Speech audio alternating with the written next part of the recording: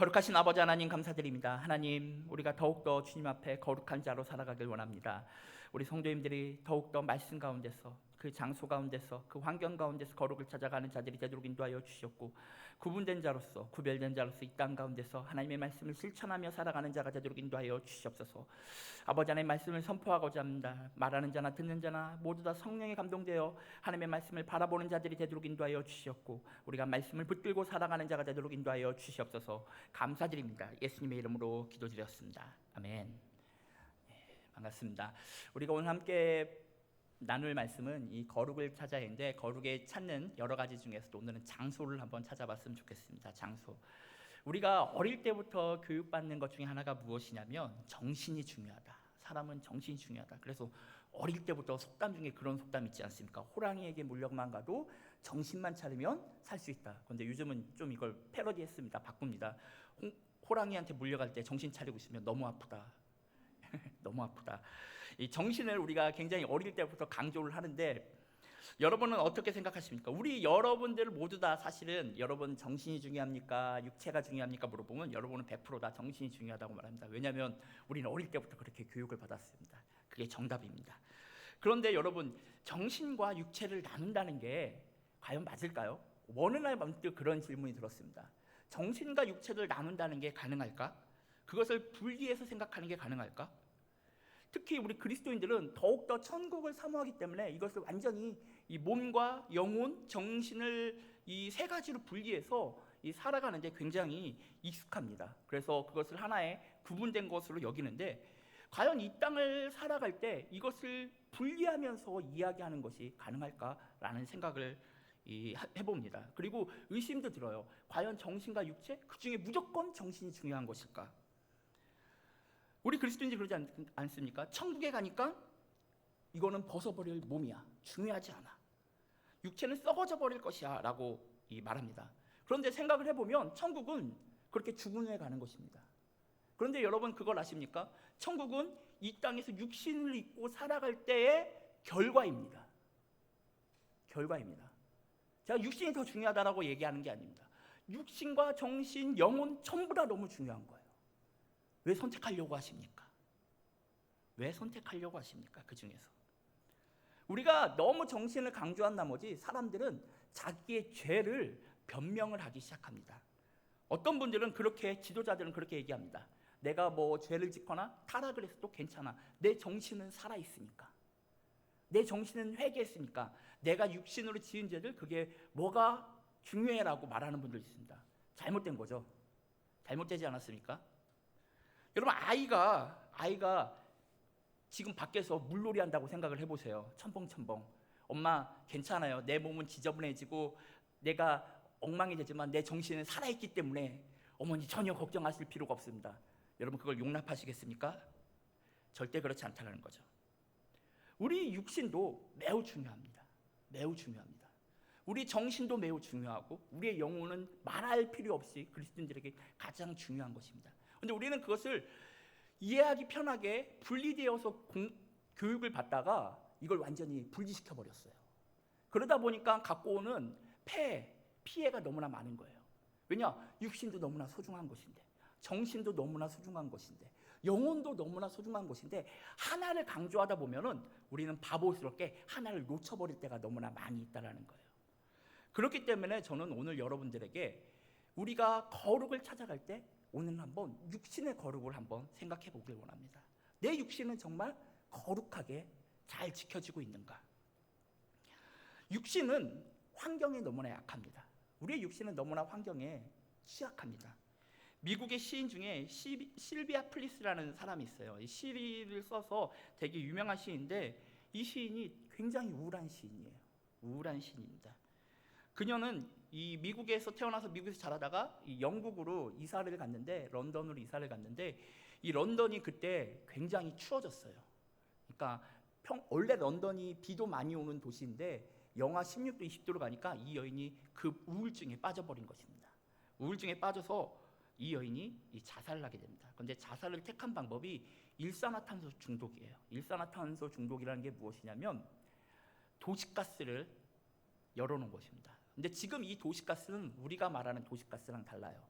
우리가 말하는 도시가스, 우리는 지금 현재 천연가스를 주 원료로 해서 사용하는 도시가스인데 옛날에는 이게 천연가스가 아니라 이 다른 도시가스였어요. 그래서 일산화중독, 일산화탄소가 많이 들어간 가스인데 그의 영국에서 이 도시가스가 생긴 이후로 약 자살자가 5,588명이었어요.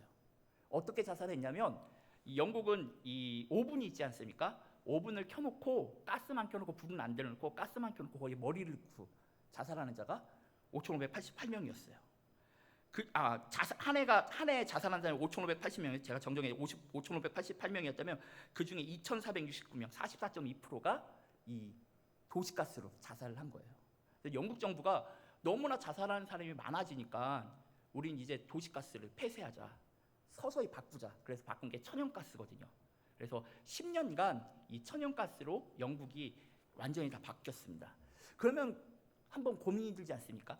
과연 자살할 사람이 줄었을까 안 줄었을까? 우리는 그렇게 생각하기 쉬워요. 도구가 어려워진다고 자살할 사람이 자살을 안 할까? 자살하려고 마음먹은 사람은 어떤 방법을 해도 자살을 하지 않을까라는 생각을 합니다. 그런데 영국의 자살자 수가 급감합니다. 3분의 1로 줄어들어요. 방법이 어려워지니까 3분의 1로 확 줄어듭니다. 그래서 그 전에 자살률과 비교를 하니까 도시가스가 생기기 전으로 돌아온 거예요. 자살하기 쉬운 방법이 생기니까 사람들이 갑자기 자살자 수가 폭등했다가 그 서비스를 막아버리니까 확 줄어든 겁니다. 인간이 얼마나 환경이 취약한지가 드러난 거예요. 환경에 따라 인간이 살아가는 게 완전히 달라지는구나. 미국의 금문교도 똑같습니다. 미국의 금문교에서 한 해에 150명 가까이가 자살했어요. 그걸 10년을 그렇게 지냈어요. 그런데 자살을 막으려고 한 게 아니라 금문교 수리를 위해서 수리하려고 우리가 이렇게 펜스를 치지 않습니까? 이 수리하기 때문에 이 인도자들은 여기까지는 못 옵니다라고 이 펜스를 쳐놓고 차량은 그대로 다니고 사람들이 인도도 다녔는데 이 펜스를 쳐놓으니까 자살자가 없는 거예요. 자살자가 사라져버렸어요. 불편하니까. 그러면은 인구 전체에서 자살하는 사람이 똑같아야 되는 똑같은 게 아니라 확 줄어든 겁니다. 인간에게 어떠한 마음과 환경, 정신도 영혼도 중요하지만 이 얘들은 무엇을 증명하냐면 환경도 중요하다는 거예요. 환경이 잘 만들어지거나 아니면 환경이 어려웠거나 환경이 죄를 선택하는데 어려워진 환경이 되면은 인간은 그렇게 살아가지 않는다라는 겁니다. 비슷한 예로 미국의 가장 이 우범지대 중에 하나가 캔자스시티였어요. 예전에 캔자스시티 도로시였나요? 도로시가 살던 곳. 그곳이 미국에서 범죄율이 가장 높은 도시 중에 하나였습니다. 그곳의 범죄율을 줄여보려고 주지사가 별의별 방법을 다 했는데 뭐 경찰을 더 집어넣고 아니면 다른 것들을 많이 해보고 했는데 다 실패했어요. 다 실패했는데 성공한 방법이 뭐였냐면은 빈집을 청소해주고 길거리에 놓여있는 쓰레기 정리해주고 그리고 아이들을 학교 보내서 공부시켜주고 그리고 학교에서는 계속 꿈과 희망을 이야기해주고 사람들에게 희망을 얘기해주니까 범죄율이 줄어든 거예요. 우리는 다르게 생각하잖아요. 그런데 인간의 삶은 환경에 굉장히 많은 지배를 받는다는 겁니다. 지배를. 우리 육신은 어찌 보면 우리 전체를 볼 때 환경에 가깝습니다. 내 영혼이 머무는 집, 우리가 옷이라고 했잖아요. 내 정신이 있는 곳. 나는 이 환경이 과연 어떻게 만들어가고 있는가? 우리는 이 환경을 너무 아무것도 아닌 것처럼 여길 때가 있습니다. 때로는 너무 우상으로 여길 때도 있어요. 제가 우상으로 여기는 거에 대해서는 오늘은 언급을 안 하려고 합니다. 왜냐하면 우리 성도님들이 너무나 열심히 잘 살아가고 있기 때문에 그렇습니다. 하나님도 오늘 우리가 읽은 본문을 통해서 이 장소에 대해서 분명히 말씀하고 계신 거예요. 출애굽기 3장 2절에서부터 4절까지 보면 여호와의 사자가 떨기나무 가운데서부터 나오는 불꽃 안에서 그에게 나타나시니 그가 보니 떨기나무에 불이 붙었으나 그 떨기나무가 사라지지 아니하는 자 이에 모세가 이르되 내가 돌이켜 가서 이 큰 광경을 보리라 떨기나무가 어찌하여 타지 아니하는고 하니 그때에 여호와께서 그가 보려고 돌이켜 오는 것을 보신지라 하나님이 떨기나무 가운데서 그를 불러 이르시되 모세야 모세 하시매 그가 이르되 내가 여기 있나이다 하나님이 이르시되 이리로 가까이 오지 말라 내가 선 곳은 거룩한 땅이니 내 발에서 신을 벗으라 만일 우리가 정신과 영만 중요하다면 하나님 이렇게 이야기하실 필요가 없어요. 네가 밟고 있는 그 땅은 거룩한 곳이다. 물론 그 땅이 특별히 거룩한 곳은 아니에요. 왜 거룩한 곳이냐면 하나님이 계시니까 거룩한 곳이에요. 하나님의 임재가 있기 때문에 거룩한 곳이에요. 그렇기 때문에 너는 그곳에서 지금 구분해야 된다라고 말씀하고 계신 것입니다. 하나님도 그 스스로 지금 순간에만큼은 이 공간에 대한 거룩을 요구하고 계시는 거예요. 네가 있는 그 나와 함께 임재하고 있는 그 공간에서 너는 지금 거룩해야 된다. 우리 육체는 흙인 게 맞아요. 그런데 이 흙인 게 그 안에 하나님이 생기를 불어 넣으시지 않았습니까? 그래서 의미가 있기 시작한 거예요. 창세기 2장 7절에 여호와의 하나님이 땅의 흙으로 사람을 지시고 생기를 그 코에 불어 넣으시니 사람이 생명이 되니라. 흙이 무슨 의미가 있습니까? 아무 의미가 없죠. 그런데 흙이 이제 하나님의 생기를 불어 넣으시니까 의미가 있는 거예요. 하나님도 분명히 말씀하고 계신 거죠. 육체 중요하다. 너희 그리스도인들이요, 오늘날 이 시대를 살아가는 그리스도인들이요, 그 육체에 대해서 너희들이 거룩해야 된다는 걸 잊지 말라. 소중하다.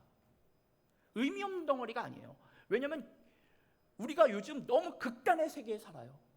세상에서는 육체가 얼마나 귀한지 모른다. 각종 약부터 시작해서 다이어트에서부터 시작해서 건강에 대한 어마어마함을 달리고 있는데 또 극단으로 교회에 오면 육체는 아무것도 아니에요. 막 이 두 가지 극단의 가운데서 살아가는데 너무 극단에 있지 않았으면 좋겠어요. 육체도 소중해요. 하지만 육체를 세상처럼 우상으로 만들 필요는 없어요. 하지만 그렇다고 해서 극단에서 벗어난다고 해서 내가 극단으로 갈 필요는 없는 거예요. 하나님도 분명히 육체의 소중함에 대해서 말씀하고 계세요.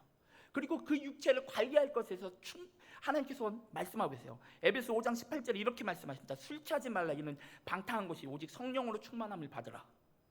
그렇죠? 분명히 육체에 대해서 말씀하고 계신 거예요.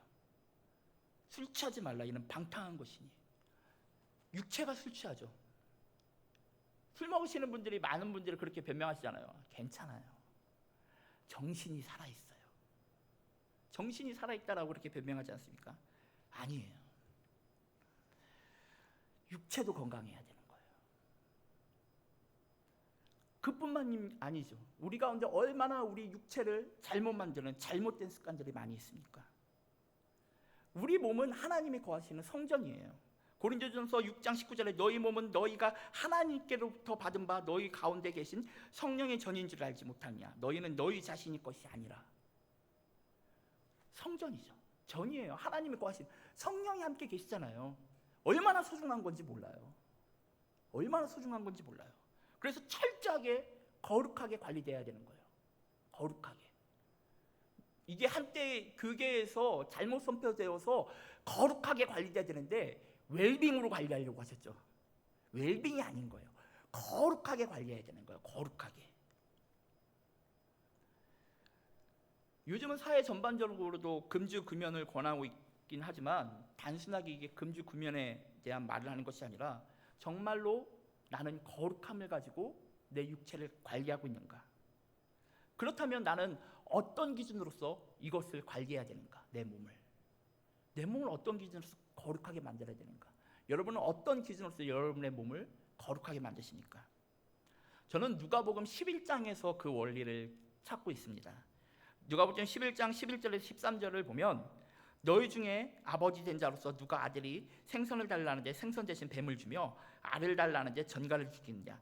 너희가 악할지라도 좋은 것을 자식에게 줄 줄 알거든 하면 너희 하늘 아버지께서 구하는 자에게 성령을 주시지 않겠느냐 하신다. 의심스럽죠. 이걸로 도대체 어떤 원리를 찾아냈느냐.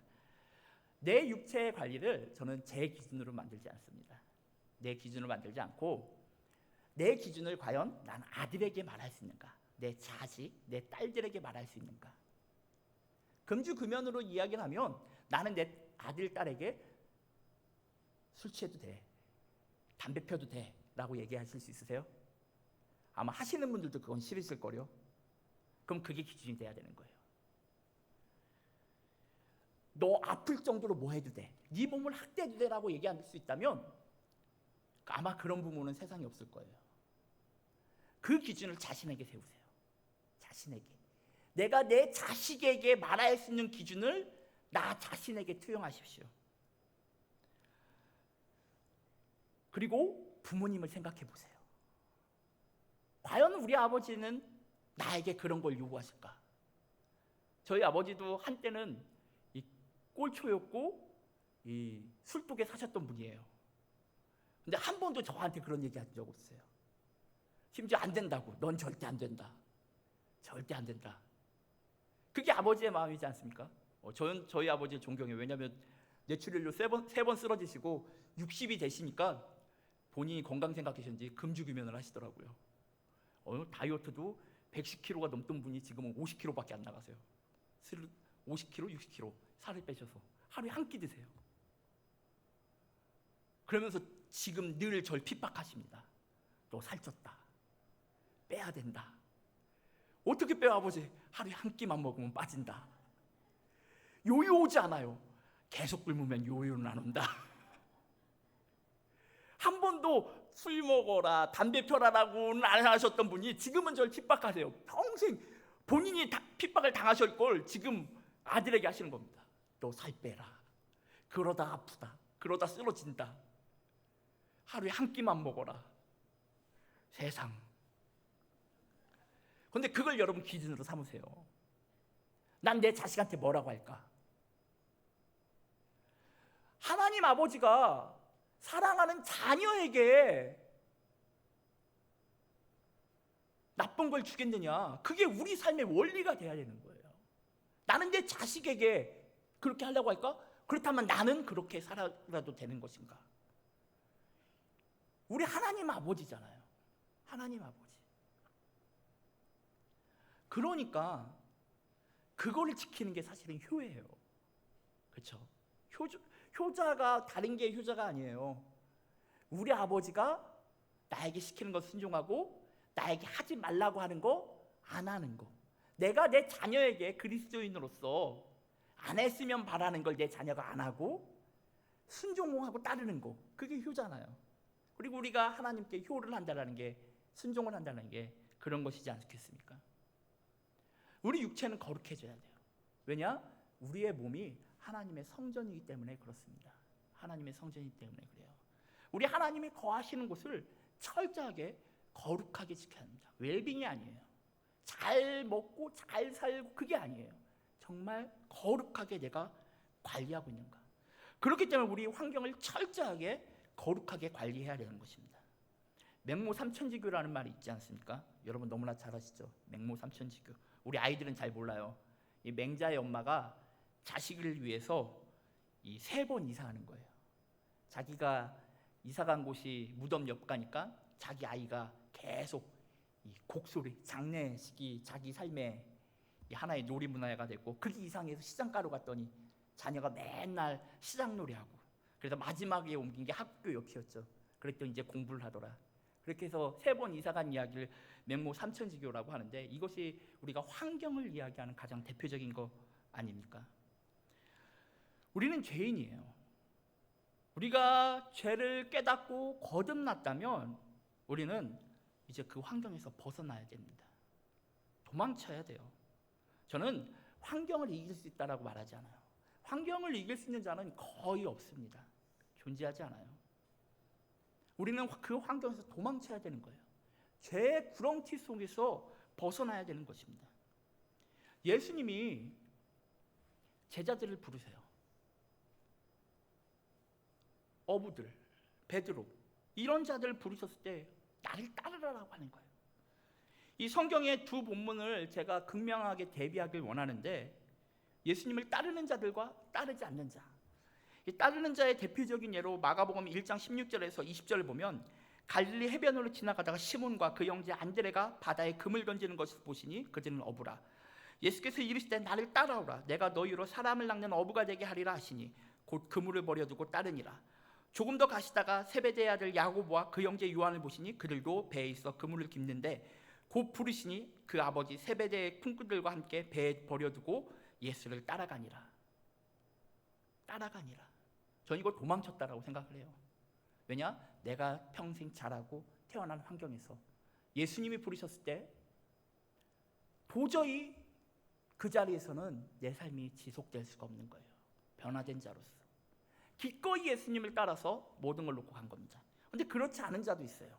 마태복음 19장 16절에서 21절 말씀인데, 어떤 사람이 주께 와서 이르되 선생님이여 내가 무슨 선한 일을 하여야 영생을 얻으리까? 예수께서 이르시되 어찌하여 선한 일을 내게 묻느냐? 선한 일은 오직 한 분이시니라. 내가 생명에 들어가려면 계명을 지키라. 이르되 어느 계명이일까? 예수께서 이르시되 살인하지 말라, 간행하지 말라, 도둑질하지 말라, 거짓 증언하지 말라, 내 부모를 공경하라, 내 이웃을 내 자신과 같이 사랑하라 하신 것이니라. 그 청년이 이르되 이 모든 것을 내가 지켜오사온데 아직도 무엇이 부족하니까? 예수께서 이르시되 내가 온전하고 잘진대 가서 내 이웃을 팔아 가난한 자들에게 주라. 그리하면 하늘에서 보화가 내게 있으리라. 그리고 와서 나를 따르라 하시니 그 청년이 재물이 많음으로 이 말씀 듣고 근심하여 가니라. 그는 환경에 있기를 원했어요. 결과는 너무나 잘 알고 있지 않습니까? 역사 통해서 이 청년은 다시는 등장하지 않습니다. 근데 여러분, 이 청년이요 나쁜 사람이 아닙니다. 계명체가 다 잘 지켰어요. 어찌 보면 앞에서 부름을 받은 이 제자들, 베드로와 그 가족들과 이 친구들과는 수준이 달랐던 사람이에요. 삶의 퀄리티, 삶의 교육, 문화, 모든 게 다 높았던 게 이 두 번째 청년이었어요. 하지만 그 환경을 벗어버리고 이제 정말로 따라야 할 것을 지쳤을 때 이 청년은 자기 환경에서 벗어날 것을 거부했습니다. 여러분, 환경을 철저하게 변화시킬 필요가 있어요. 환경은 선택이에요. 우리는 그렇게 말합니다. 저는 그냥 여기서 계속 있었으면 좋겠어요. 내가 죄를 짓고 죄를 반복할 수밖에 없는 그 환경에서 있으면서 바뀔 수는 없을까? 라는 생각만 하고 있다는 거죠. 안 됩니다. 안 바뀌어요. 여러분, 왜 학생들을 좋은 고등학교를 보내려고 하고 좋은 중학교를 보내려고 합니까? 좋은 대학을 보내려고 그러지 않습니까? 그러면 왜 좋은 고등학교를 보냅니까? 좋은 고등학교를 가면 선생님이 더 잘 가르칠까요? 일반 다른 고등학교보다 훨씬 더 능력이 뛰어난 선생님이 계실까요? 그렇지 않아요. 선생님들은 다 잘 가르치세요. 전국에 있는 모든 학교들이 다 선생님들 뛰어나세요. 여러분, 선생님들 얼마나 열심히 공부 열심히 하셔서 선생님 되셨는지 몰라요. 그럼 환경이 더 좋을까요? 아니요. 환경이 뭐 그렇게 좋은 것도 아니에요. 그리고 솔직하게 얘기하는데 고등학교가 아무리 좋아봤자 공부하느라고 사용할 시간도 없어요. 그럼 뭐가 다를까요? 학생이 달라요. 이 학생이 다른 걸 찾아가는 게 학군이에요. 환경이 다른 걸. 왜냐하면 교실에서 내가 아무리 열심히 공부하려고 해도 애들이 다 떠들면 다 떠들어요. 어떻게 할 수가 없어요. 내가 아무리 뭘 지키려고 해도 애들이 다 욕하고 있으면요 욕할 수밖에 없어요. 3년 내내 욕만 듣고 있어요. 3년뿐인가요? 중학교 때부터 다니면 중학교, 고등학교 교실에서 애들이 욕이 쉬지 않아요. 어떻게 할 수가 없어요. 애들이 다 같이 모여서 게임을 하고 있어요. 벗어날 수가 없어요. 방법이 없어요. 환경이 그래서 중요한 거예요. 근데 좋은 곳에 갔더니 애들이 다 공부해요. 그럼 공부하는 거예요. 애들이 다 책 보고 있어요. 그럼 책 보고 있는 거예요. 사람은 그런 환경에 지배를 받는 자들이에요. 학교에서도 보면 평생 한번 책 안 봤던 애가 전학을 왔는데 애들이 다 책 보고 있으면 자기도 봐야 되나 하는, 말도 안 하는데 물어보지도 않는데 자기도 피고 있어요. 왜냐? 적응해야 되니까. 그 문화와 그 습성에. 맹모삼천지교가 아직도 있는 거예요. 우리는 그렇게 환경에 지배받는 거예요. 이 환경에 지배받는 거에 대표적인 말이 있잖아요. 우리 애는 착한데 친구들 때문에. 그렇죠? 그런데 여러분, 저는 이렇게 얘기해요. 그 친구를 선택한 게 당신의 아이입니다. 선택이 중요한 거죠. 남을 탓할 수가 없어요. 우린 선택의 순간에 있어요. 그게 부르심의 순간이에요. 나는 이 선택이 무엇이냐면 내가 있던 환경에서 벗어날 것인가, 벗어나지 않을 것인가. 얼마나 속이 터집니까? 제가 청년부 사역을 할 때 가장 속 터질 때가 언제냐면 이 자매가 남자친구를 사귀는데 폭력성이 있어요. 폭력성이 있어서 때려요. 데이트 폭력이 있어요, 실제. 데이트 폭력이 있으면 막 맞고 전화를 해요. 그러면 새벽 2, 3시에 찾아가서 병원 보낼 때도 있고, 아니면 괜찮냐고 할 때도 있고, 뭐 숨겨줄 때도 있고, 다른 자매들 집에 숨겨줄 때도 있고 막. 그런데 전도사로서 권하죠. 헤어지는 게 어떻겠냐, 헤어지는 게 어떻겠냐, 바꿔야 된다, 환경을. 근데 가장 안타까운 게 뭐냐면, 다음날 남자친구가 선물을 사주면 다시 가요. 나만 나쁜 사람 돼요. 헤어지길 공고했던 사역자만 나쁜 사람 돼요. 근데 여러분, 일주일 안에 또 맞아요. 안 바꾸면 방법이 없어요. 방법이 없어요. 그게 우리 인간의 삶이 환경의 지배를 받고 있다는 거예요. 그렇다면 우리는 선택을 해야 되는 거예요. 나는 무엇을 선택한 것인가? 정신도 중요하고 영혼도 중요한데, 우리는 끝내 어쩔 수 없이 이 땅에 살고 있다면, 난 지금 이 육신을 위해서, 그리고 내 정신과 내 영혼이 담겨있는 이 육체가 어디에 거할지를 선택해야 되는 거예요. 근데 우리는 그냥 태어난 대로, 살아있는 대로, 직장에 있는 대로, 거하는 대로, 마치 진화론처럼 우연히 있다 보니까 지금 이 상태예요. 그것처럼 우연히 있다 보니까 지금 이 상태인데 뭘 바꿔요? 라고 말하진 않습니까? 이제 거룩을 선택해야 되는 거예요. 거룩을. 내 육신이 거룩하게 거할 곳, 내 영혼이, 내 정신이 이 육신과 함께 있는데 거룩하게 거할 곳을 선택해야 되는 거예요. 그래서 나는 정말로 거룩을 이루어가며 살아가는가, 하나님께 구별된 삶으로서 살아가고 있는가. 우리는 이걸 너무 포기하고 살았어요. 그리스도인들이 영혼만 중요하다고, 천국에 가면 된다고 너무 포기하고 살았어요. 구분 없이 살았어요. 죄 가운데서 나만 잘 지키면 되지 라고 말하면서 살아가고 있지만, 끝내 그 죄 가운데 물들어버리고 그렇게 살아가고 있잖아요. 우리는 거룩한 공간을 만들어야 합니다. 이 육신이 거할 곳, 이 육신이 쉴 거룩한 공간을 만들어야 돼요. 그리고 이 육신이 만나는 사람들 구분할 줄 알아야 되는 거예요. 어쩔 수 없는 경우도 있죠. 사업상으로, 아니면은 여러 가지 만나면 어쩔 수 없는 경우들도 있습니다. 하지만 어쩔 수 없다고 해서 우리가 거룩을 꿈꾸지 않으면 안 되는 거예요. 거룩을 꿈꾸면서, 이루길 원하면서 계속 좋은 선택, 좋은 만남을 만들어가도록 내 삶을 주장해야 되는 거예요. 하나님한테 의지하고 하나님께 간구해야 되는 거예요. 예루살렘의 성전에 예수님이 가셨을 때 마태복음 21장 12절에서 말씀하시기를, 예수께서 성전에 들어가서 성전 안에 매매하는 모든 사람들을 내쫓으시며 돈 바꾸는 사람들의 상과 비둘기 파는 사람들의 의자를 둘러엎으시고 그들에게 이르시되, 기록된 바 내 집은 기도하는 집이라 일컬음을 받으리라 하였거늘 너희는 강도의 소굴을 만드는다 하시니라. 우리가 전이라고 했잖아요. 성전이라고 했잖아요.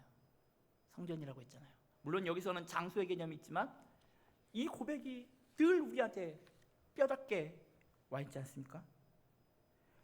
예수께서 이 성전 한번 우리의 몸으로 하고 생각해 봅시다. 다시 한번 제가 읽어보겠습니다. 이게 성전이 제 몸입니다. 예수께서 내 몸에 들어가사 내 몸 안에서 매매하는 모든 사람들을 내쫓으시며 돈 바꾸는 사람들의 상과 비둘기 파는 사람들의 의자를 둘러엎으시고 그들에게 이르시되, 기록된 바 내 집은 기도하는 집이라 일컬음을 받으리라 하였거늘 너희는 강도의 소굴을 만들었도다 하시니라. 마음이 뼈 아프지 않습니까? 내가 내 육체를 강도의 소굴로 만들진 않았는가. 예수님이 오셔서, 성령께서 오셔서 다 내쫓으라 이거예요. 내쫓으라.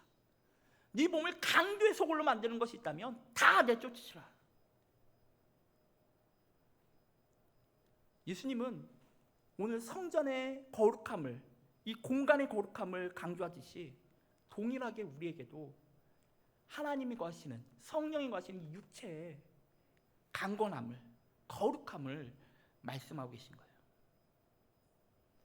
여러분에게는 어떠한 거룩한 공간이 있습니까? 어떠한 거룩한 공간이 있으십니까?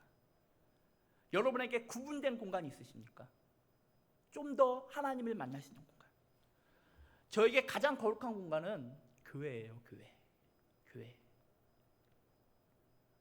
예전에도 직장 생활하거나 사회생활 하면서 마음이 힘들거나 육체가 힘들면 전 그냥 교회로 갔어요. 기도를 하는 것도 아니에요. 그때는 기도도 잘 안 나와요. 그런데 그냥 교회에 가서 본당에서 잠깐 앉아 있는 거예요. 이렇게 앉아 있으면 위로가 돼요. 치유가 돼요. 회복이 돼요. 그러면서 정말 감사한 건 뭐냐면 내 삶에 그래도 내가 쉬어갈 수 있는 곳, 내가 위로를 받으러 갈 수 있는 곳, 내가 앉아서 단 한순간, 짧은 순간이라도 내 마음에 있는 수많은 강도들이 사라지고 그냥 앉아있기만 해도 감사한 곳이 있구나. 그게 저의 거룩이었어요. 여러분에게는 어떠한 거룩의 장소가 있습니까? 제가 학생들에게, 우리 4학년 학생들을 가르치는데 여자들이 많아요. 한순간도 수다를 쉬지 않아요. 그래서 제가 가끔 이럽니다. 말하지 않고 가만히 있는 게 죄를 범하는 게 아니야. 가끔은 우리가 말하지 않고 가만히 있는 것도 참 감사해. 그래서 아침에 가끔씩 말하지 않고 눈 감고 가만히 한 3분만 있어보자. 근데 제가 이렇게 요구하는 게 뭐냐면 우리 어른들의 삶도 전쟁과 같이 단 한순간도 쉬지 않고 다툼과 싸움과 강도들이 들어와서 우리를 공격하잖아요. 전 가장 감사할 때가 언제냐면 그 전쟁 같은 상황에서 잠깐 구분하여 앉아서 가만히 있을 때, 하나님, 기도도 솔직히 크게 안 나와요. 하나님 하면서 가만히 이렇게 있으면 얼마나 위로를 받는지 몰라요. 그러면서 제 삶에 움직일 수 있는 힘이 생기는 거예요. 위로가 되고 사랑을 느끼고, 전 사랑을 느낀다고 하잖아요. 사랑을 충전하고, 내가 학교 가서 애들을 사랑해 줄 힘이 충전되어지고, 내가 가정에 가서 아내와 자녀들을 사랑해 줄 힘이 충전되어지고, 내가 세상에 다른 사람들 만났을 때 할 수 있는 말과 언행에서 그 나쁜 것들이 사라지고 충전되어지는 게 전 여기예요. 교회예요. 사람들은 그렇게 말할 수도 있죠. 교회 그거 건물일 뿐이잖아. 성경에선 두세 사람 모인 곳에서 하나님이 계신다고 했으니까 교회는 건물이 아니야 라고 얘기해요. 맞습니다. 건물이 아니에요. 오늘 당장 우리가 만약에 내일 이사 가고 여기 술집이 생긴다면 전혀 의미가 없는 거예요. 하지만 하나님이 계실 땐, 예배 드리는 곳으로 쓰일 땐 그 순간만큼은 이곳은 거룩해지고 있는 거예요. 내 발에 신을 벗으라. 하나님의 임재가 함께 있기 때문에 그 순간만큼 이 건물도, 이 제약된 공간도 마치 우리의 육신처럼 의미가 있는 거예요. 너무 의미가 없다 해버리니까 교회들이 다 무너지고 있어요.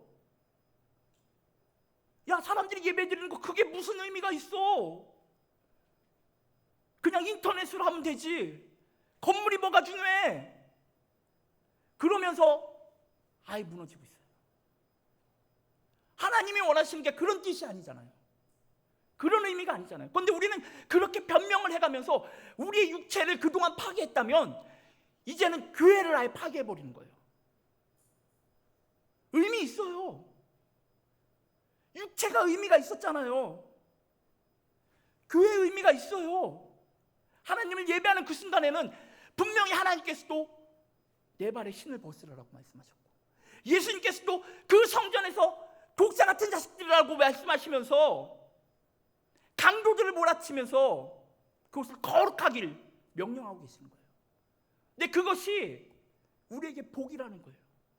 내가 그곳에 와서 앉아있기만 해도, 잠깐의 쉼만 취해도 충전되어지고 사랑할 수 있는 힘이 생기는 곳이에요. 그리고 이곳이 우리 공동체가 함께 예배를 하고 함께 사랑을 나누는 곳이라는 거예요. 여러분에게는 어떠한 거룩한 공간이 계십니까? 어떠한 거룩한 공간이 계세요? 여러분, 거룩한 공간을 만드십시오. 구분된 공간을 만드십시오. 저는 교회를 적극 추천해요. 교회를 적극 추천해서 오셔서 봉사, 그거는 나중 얘기고 언제든지 오셔서 잠깐 앉아있다 가세요.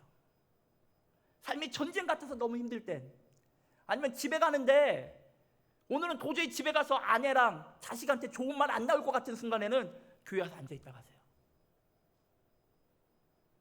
아내가 나쁜 일을 해서, 남편이 나쁜 일을 해서, 자녀가 나쁜 일을 해서 내가 힘든 게 아니거든요. 내 마음에 사랑이 없어서 힘들거든요.